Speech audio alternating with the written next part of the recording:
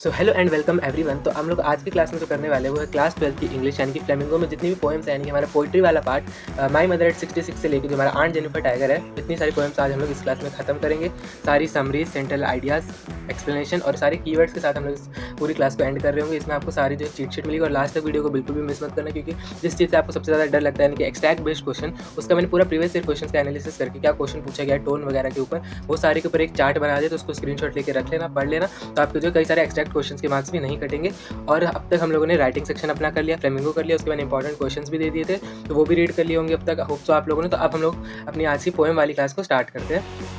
अब जो हमारी फर्स्ट पोएम है वो है माई मदर एट 66। तो इसकी पोएट कौन है? कमला दास। तो उसका सेंट्रल आइडिया और थीम देखते हैं। तो सेंट्रल आइडिया इसका क्या है? The inevitable reality of ageing, एक ऐसी सच्चाई एजिंग की जो नहीं बदली जा सकती है, और painful fear of losing one's parent, यानी कि पेरेंट्स को खोने का डर या फिर fear of separation from the loved ones. ठीक है, तो ये हमारी सेंट्रल थीम है। अब थीम इसमें दिखाई देगी ह्यूमन रिलेशनशिप, जैसे इसमें जो है कमला दास और उनकी मदर के ऊपर जो ये वाला पोएम जो है बेस्ड है। चाइल्डहुड फियर्स, यहाँ पे पोएट के कुछ चाइल्डहुड फियर्स है वो देखेंगे अभी, और यूथ की वाइब्रेंट एनर्जी और ओल्ड एज डीके के ऊपर जो पूरी पोएम बेस्ड है। अब इसका पोएट का मैसेज क्या देना चाहती है, ये सब में मैंने ऐड किया 4 पार्ट्स में, सेंट्रल आइडिया और थीम, पोएट्स उसमें क्या मैसेज देना चाहते हैं, कुछ इंपॉर्टेंट लाइंस और कीवर्ड्स, और लास्ट में स्टैंजा बाय स्टैंजा जो एक्सप्लेनेशन। तो ये चारों आपको याद कर लोगे तो आपको पोएम ऐसे जो है सारी कंप्लीट हो जाएंगे। तो पोएट्स का मैसेज क्या है यहाँ पे कि time spares no one, time किसी के लिए भी नहीं रुकता है, तो we must cherish our loved ones while they are with us, यानी कि हमें जो अपने लव्ड वंस के साथ टाइम स्पेंड करना चाहिए जब तक वो हमारे साथ है। Even as we hide our deepest fears and familiar aches behind smile, तो हमारे जितने भी फियर्स अगर हम लोग उसको अपनी स्माइल के पीछे हाइड भी करें, तभी हमें जो अपने लव्ड वंस को जो है टाइम देना चाहिए, क्योंकि टाइम किसी के लिए भी नहीं रुकता है। सो इंपॉर्टेंट लाइन्स और कीवर्ड्स क्या है यहाँ पे? कॉप्स लाइक फेस एशन, ये क्या शो करता है? डलनेस और अप्रोचिंग डेथ। एशन का मतलब होता है पेल, कॉप्स का मतलब होता है डेड बॉडी, तो ये यहाँ पे कंपेयर किया था पोएट ने।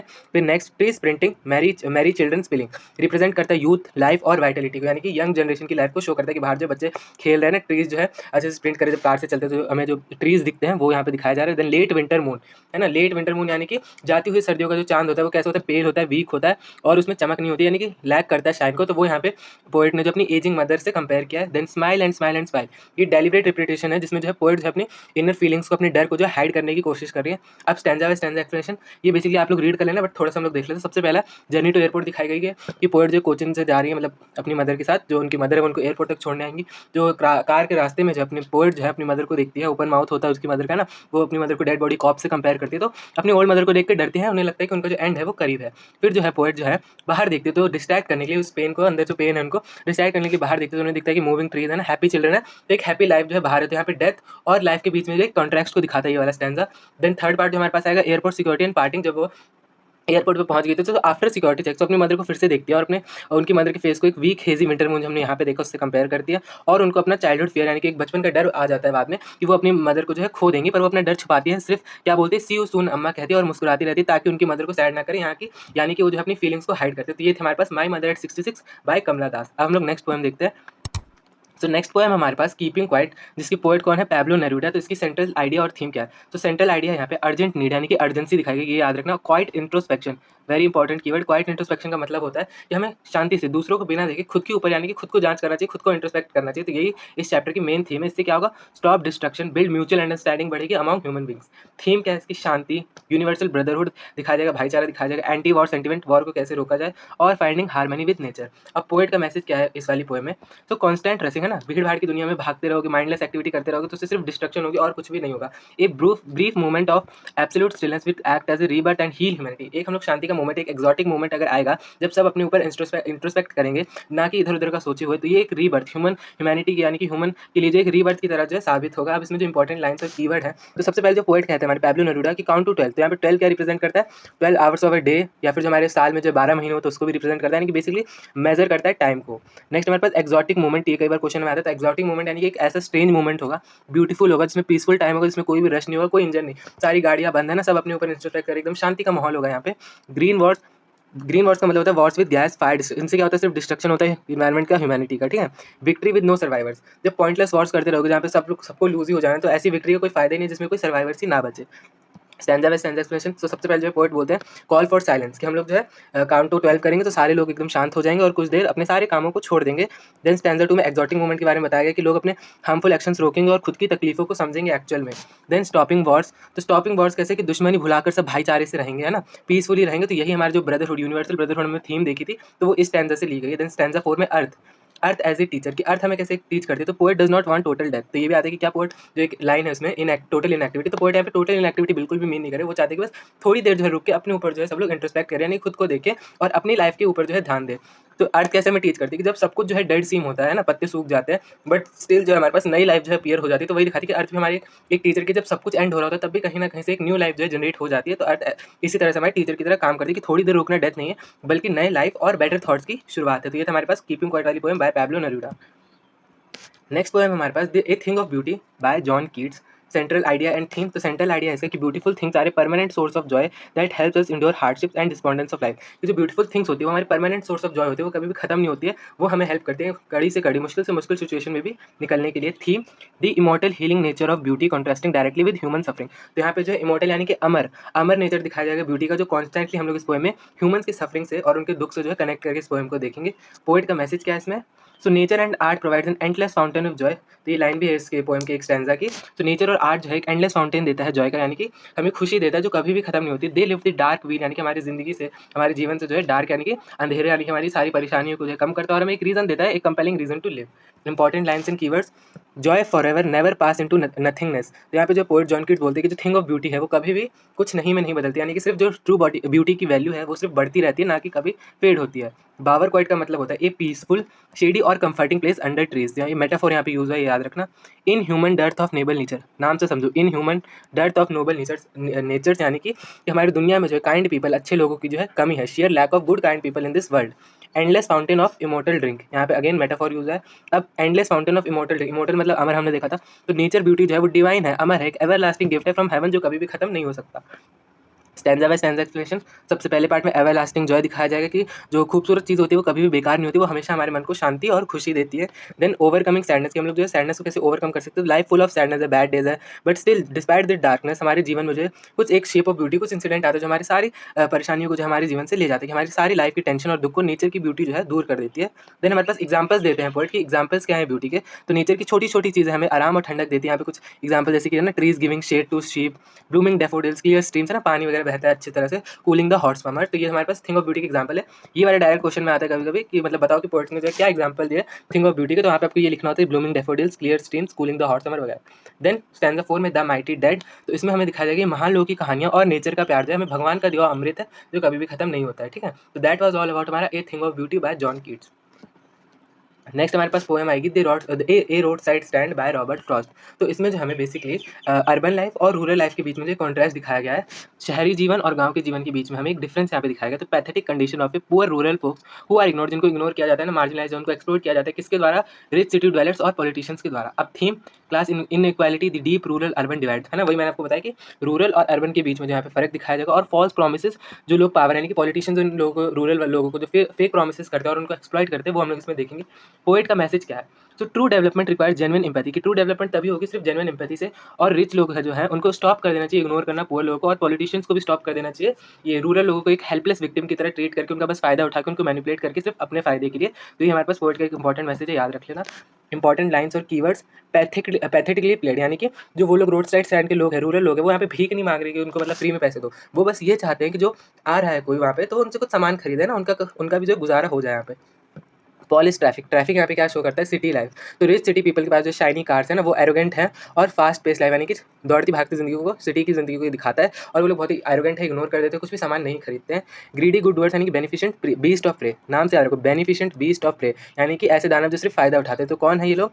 पॉलिटिशियंस है, जो इन लोगों को जो है रूरल गाँव के लोगों को मैनिपुलेट करते हैं, इनका फायदा उठाते हैं, एक्सप्लॉइट करते हैं बेसिकली। तो ये यहाँ पे एक्सट्रैक्ट में ये वाला मीनिंग बहुत बार पूछा जाता है, greedy good words, beneficent beast of prey. यहाँ पे इसका मतलब सिर्फ इतना ही है, पॉलिटिशियन जो प्रिटेंड करते हैं हेल्प के लिए, बट उनके एक्चुअल में कोई भी हेल्प नहीं करते, बस इन लोगों को जो एक्सप्लॉइट करते हैं। देन हमारे पास आएगा इंपॉर्टेंट लाइन्स और कीवर्ड्स में, child is longing in when, नाम से समझो, चाइल्ड यानी कि बच्चों की तरह आस लगाना, किसी चीज़ की इंतजार करना। यहाँ पे कौन ऐसा करता है? तो विलेजर्स हैं, वो इंतजार करते हैं अपना अनफुलफिल वेट, यानी कि वेट करते रहते हैं कि कोई कार आएगी सिटी से या फिर कहीं से भी कोई कार आएगी, और उनका जो रोड साइड स्टैंड, जो स्टैंड लगाया रोड के साइड में, उससे जो है कुछ ना कुछ सामान किसी ना किसी दिन जो है खरीदेगी। तो इनकी जो एक चाइल्डिश लॉन्गिंग, यानी कि वो इंतजार करते रहेंगे कि किसी ना किसी दिन तो कोई कार आएगी, रुकेगी और उनसे कुछ खरीदेगी। अब स्टैंजा बाय स्टैंजा एक्सप्लेनेशन, पहली बात तो सेटअप है ना, तो रूरल जो गाँव के लोग, हम लोगों ने रोड साइड स्टैंड में जो एक सेटअप लगाया, वहाँ पे वो कुछ जो चीज़ें बेचते हैं जिससे वो अपनी रोज़ी रोटी कमा सके, अपना जो जीवन चला सके। स्टैंज़ा 2 में एरोगेंट सिटी फॉल, कि सिटी की कार्स आती जाती रहती है बट वो लोग सिर्फ कंप्लेन करते हैं, तो डायरेक्शंस पूछ के निकल जाते हैं, या फिर बोलते हैं कि रोड साइड स्टैंड जो है रोड को खराब करता है ना, उसका व्यू खराब करता है, एस्थेटिक्स खराब करता है, बट इन एक्चुअल कभी भी कुछ खरीदते नहीं है। देन आएगा हमारे पास फेक प्रॉमिसेस, जो पॉलिटिशियंस हैं वो उनको प्रॉमिस करते हैं ना, अपने लालच के लिए उनको ब्रेन वॉश करते हैं, उनका फ़ायदा उठा के उनको एक्चुअली में कुछ भी प्रोवाइड नहीं करते। तो नेता लोग जो झूठे वादे करके उनको जो है उनका सुकून छीन लेते हैं। देन फोर्थ में पोएट पेन, यहाँ पे जो इनकी सिचुएशन है रूरल लोगों की, पोएट उसको पेन मतलब उनको भी बुरा लगता है उस चीज़ के लिए कि विलेजर्स पूरे दिन वेट करते हैं तब भी कोई नहीं आता, तो वो चाहते हैं कि इनके पेन और सफरिंग किसी दिन खत्म हो जाए। तो वो सोचते हैं कि क्या डेथ भी इसका सोल्यूशन है, तो उन्हें पता चलता है कि डेथ भी इस चीज़ का सोल्यूशन नहीं है। तो पोएट को उनकी पॉवर्टी और उम्मीद टूटने का बहुत ही ज़्यादा दुख होता है। तो यही थी हमारे पास roadside stand by Robert Frost, जिसमें बेसिकली जो हमने कॉन्ट्रास्ट देखा कि रूरल लोगों की होप और जो सिटी लाइफ है हमारे पास, फास्ट पेस सिटी लाइफ, वो कैसे एरोगेंट है ना, इग्नोर करते हैं। तो ये जो हमारे पास इकोनॉमिक कंडीशन जो डिवाइड की गई वो था। नेक्स्ट एंड लास्ट पोएम है हमारे पास the aunt Jennifer's tiger by Adrienne Rich. तो एड्रेनी रिच की जो आंट जेनिफर्स वाली पोएम है वो अब हम लोग देखेंगे। तो सबसे पहले इसकी सेंट्रल थीम एंड आइडिया। तो सेंट्रल आइडिया है इसमें suppression of a woman's identity and freedom within the harsh constant of patriarchal marriage. Patriarchal marriage यानी कि पिछड़ी हुई सोच, मेल डोमिनेटेड सोसाइटी यहाँ पे जो है एक सेंट्रल आइडिया है। Suppression of a woman's identity, एक औरत की असली आइडेंटिटी को यहाँ पे छुपाया जाएगा। मेल डोमिनेंस और टॉक्सिक वेडिंग लाइफ, तो यहाँ पे जो आंट जेनिफर्स है उनकी कैसी है, एक टॉक्सिक और सप्रेस्ड वेडिंग लाइफ है। थीम यहाँ पे मेल डोमिनेंस है ना, पैट्रियार्कल मैरिज, फीमेल ऑपरेशन यानी कि महिलाओं को दबाया जाएगा, जो इसमें आंट जेनिफर टाइगर वो भी एक टॉक्सिक मैरिज का ही विक्टिम है। Then using art as a powerful medium to express repress desires और फ्रीडम। तो यहाँ पे जो आंट जेनिफर है वो अपनी एक आर्ट के थ्रू अपनी जो अनफुलफिल्ड डिजायर को यहाँ पे शो करेंगी, ऐसी डिजायर जो उनकी पूरी नहीं हो पा रही, तो वो यहाँ पे आर्ट के थ्रू में वहाँ पे शो करेंगे। तो ये हमारे पास सेंट्रल आइडिया और उसकी थीम। और पोएट्स का मैसेज कि patriarchy breaks a woman physically mentally but the art she creates can outlive her. जो पेट्रियार्की है, मेल डोमिनेटेड सोसाइटी है, वो वुमन को फिजिकली और मेंटली बहुत ही वीक कर देती है, बट आर्ट वो अपने आर्ट के थ्रू ही जो अपने जीवन को जो दोबारा शुरू कर सकती है, permanently show casing the bravery and freedom, है ना। She always desired but never had. तो अपने आर्ट के थ्रू ऐसी चीज़ को जो है शो करेंगे यहाँ पे कि जो ब्रेवरी और फ्रीडम है जो उनको कभी नहीं मिली, बट वो अपनी आर्ट के शोज को शो कर रही होंगी। इंपॉर्टेंट लाइन्स और कीवर्ड्स, प्रांस स्लीक चाइवलरी सर्टेनिटी, यानी कि टाइगर्स यहाँ पे जो उन्होंने बनाए थे वो उनके कॉन्फिडेंट है, एलिगेंट है, बोल्ड और कंप्लीटली फियरलेस है। अब क्या उनका जीवन भी ऐसा है? नहीं, उनका जीवन ऐसा नहीं है बिल्कुल भी। वो सप्रेस्ड है ना, मेल डोमिनेटेड सोसाइटी का वो शिकार है, अपने पति उनका टॉक्सिक मैरिज है, बट वो अपनी आर्ट जो उन्होंने बनाया था, टाइगर जो उन्होंने वीव किया था, उसमें वो उनका जो टाइगर है वो बहुत ही ज़्यादा कॉन्फिडेंट है, एलिगेंट है, फिंगर्स फ्लटरिंग है ना, shows aunt physical weakness, extreme nervousness, उनकी जो फिंगर्स है वैसे फ्लिटर कर रही है, तो वो उनके दिखाते हैं कि उनके fear of husband, massive weight of uncle's wedding band, heavy burden of marital duty, यानी कि ये जो लाइन ये शो करती है कि हैवी बर्डन है उनके ऊपर मैरिज की ड्यूटीज़ का और मेल ऑपरेशन का, ringed with audience, trapped in the painful traumatic experience of her married life even after the death. उन्हें लगता है कि उनकी डेथ के बाद भी जो ये पेनफुल एक्सपीरियंस, ट्रॉमेटिक एक्सपीरियंस नहीं जाने वाला है। स्टैंजा बाय स्टैंजा एक्सपीरियंस, सबसे पहले उनकी आर्ट है ना, आर्ट जो टाइगर्स बना रही है वो बिल्कुल आज़ाद है, निडर है, उन्हें मर्दों से डर नहीं लगता। तो वो बेसिकली जो उनके ऐसे अनफुलफिल्ड डिज़ायर जो अपने रियल लाइफ में उनकी पूरी नहीं हो पा रही, वो यहाँ पे वो लोग शो कर रही है। देन आर्टिस्ट का स्ट्रगल, कि शादी के बोझ और अंकल के डर से आंट को बिल्कुल अंदर से तोड़ दिया और वो वीक हो चुकी है। सो इसलिए जो है आंट के हैंड जो ट्रम्बलिंग कर रहे हैं, फियर से, डर के बारे जो है वो हो रहे हैं, फ्लिटर कर रहे हैं जब वो निट कर रही है अपना टाइगर, है ना। Stanza 3 tragic end, even when aunt dies her terrifying hand will still show the painful marks. जब आंट जो है मर भी जाएंगे तब भी जो उनके पूरे जीवन में जो कठिनाई रही है, मेल ऑपरेशन को शिकार रही है, तो ये कम नहीं होगा। स्टिल रिंग्ड, अभी भी वो उसका पीछा नहीं छोड़ेगा। यानी कि आंट जो है मर कर भी अपने डर से आज़ाद नहीं होंगी, पर उनके बनाई हुई आर्ट हमेशा आज़ाद को जिंदा रखेगी। जो उन्होंने आर्ट बनाई है, उनका जो टाइगर है वो फियरलेस है, कॉन्फिडेंट है, तो उन्होंने अपनी आर्ट के थ्रू जो अपनी डिजायर्स, अनफुलफिल्ड डिजायर्स को यहाँ पे शो किया है। तो इसी के साथ हमारी सारी पोएम खत्म होती है। अब जो मैंने आपको बताया था कि पीवाईक्यू एक्सट्रैक्ट बेस की ट्रिक्स है ना, जो आप कैसे कर सकते हो, जो कि मैंने पीवाईक्यू एनालाइज करके बनाया। तो अल्टीमेट पोएट्री रिकैप, तो सबसे पहले माई मदर एट 67 की कोर थीम हमने देखी थी, फियर ऑफ एजिंग, है ना, बुढ़ापा और पेरेंटल लॉस, यानी कि अपने लव्ड वन से सेपरेट होने का डर। टोन क्या है इस पोएम की, ये एक्सट्रैक्ट में आता है कई बार, फेयरफुल, ये सारा आपको याद रखना एक्जैक्टली, तो आप लोग सारे जो है यहाँ पे एक्सट्रैक्ट बेस्ड क्वेश्चन बेसिकली कर पाओगे। तो टोन क्या है इस पोएम की, फियरफुल है, मेलैंकोलिक है, रिफ्लेक्टिव है। कुछ पोएटिक डिवाइसेज जो याद रखने ही रखने हैं। सिमिली यहाँ पे हम लोग कंपेयर करेंगे एज लगा के। तो जो पोएट हमारे पास कमला दास, उन्होंने अपनी मम्मी के फेस को किससे कंपेयर किया है, लेट विंटर के मून से, और जो कॉप्स यानी कि डेड बॉडी से यहाँ पे कंपेयर किया। Then repetition, smile and smile, smile and smile में रिपीटेशन, यानी कि जब कोई सेम वर्ड रिपीट होता है उसको हम लोग रिपीटेशन बोलते हैं। तो एक हमारे पास पोएटिक डिवाइस। देन नेक्स्ट हमारे पास है कीपिंग क्वाइट, इसमें हमने कोर थीम देखी थी, इंट्रोस्पेक्शन, यानी कि खुद पे जांच करना। पीस, एंटी वॉर, ये सब लोग रुक जाएंगे, सारी वॉर रुक जाएंगी, तो ये हमारी थीम थी। टोन क्या इसकी, काम भी है, अर्जेंट भी है ना। पोएम मैंने स्टार्टिंग लाइन में बताया था कि अर्जेंट है, यहाँ पे पोएम बोलते हैं कि अर्जेंट है कि हम लोग बस वो 12 तक काउंट करेंगे और सबको एकदम शांत हो जाए, अपने ऊपर इंट्रोस्पेक्ट करना। फिलोसॉफिकल है। देन कुछ पोएटिक डिवाइस यहाँ पे एलिट्रेशन का यूज़ हुआ है, यानी कि सडन स्ट्रेंजेस। एलिट्रेशन मतलब जब फर्स्ट वर्ड जो है रिपीट होता है, नेक्स्ट वर्ड फर्स्ट अल्फाबेट जो रिपीट होता है, जैसे यहाँ पे एस है तो तुरंत उसके बाद भी एस है, तो इसका मतलब होगा एलिट्रेशन। तो ये किसमें शो है, हर्ट हैंड्स में भी शो है, हर्ट हैंड्स एच और सडन स्ट्रेंज एस। सिंबलिज्म यहाँ पे उसके अर्थ को यहाँ पे टीचर की तरह जो सिम्बलाइज किया गया है।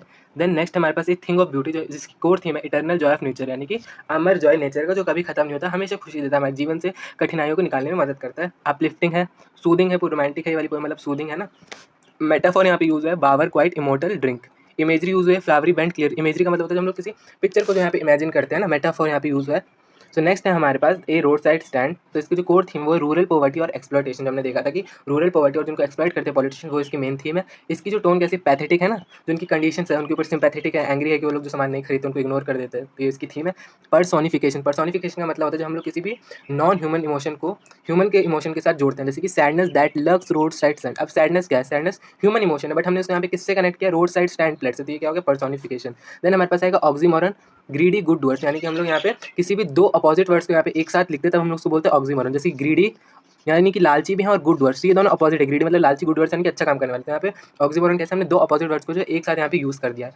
नेक्स्ट हमारे पास है आंट जेनिफर टाइगर। हमने देखा पैट्रियार्की, मेल डोमिनेटेड सोसाइटी, उनकी फ्रीडम जो है छिन गई, तो ये इसकी मेन थीम है, कोर थीम है। टोन क्या है, ऑप्रेस्ड है, फियरफुल ये डिफाइंड, फेयरफुल है बट अभी वो जो डिफाइंड है। सिंबोलिज्म यहाँ पे यूज है टाइगर को, जो उनकी आर्ट है आंट जेनिफर्स की, वो फ्रीडम और रिंग जो है ऑपरेशन को शो करते हैं, और हाइपर बोले यानी कि हम जब हम लोग किसी चीज़ को बढ़ा चढ़ाकर बोलते हैं तो वो यहाँ पे यूज है कि massive weight of uncle's wedding band. तो दैट वाज ऑल अबाउट हमारा पोएम वाला पार्ट। होप तो कि आपको पूरी पोएम जो है एकदम अच्छे से क्लियर हो गया। अब बस आपको अपनी एनसीईआरटी खोलनी है, उसके बाद सारा कुछ रीड करना है। ये वाला पार्ट बिल्कुल भी मिस मत करना जितना मैंने बताया, तो आपके पोएम वाला पार्ट भी एकदम कवर हो जाएगा। इसके सेशन के बाद ही मैं आपको इंपॉर्टेंट क्वेश्चन भी भेज दूंगा, तो वो लोग भी आप लोग याद कर लेना। Thank you so much.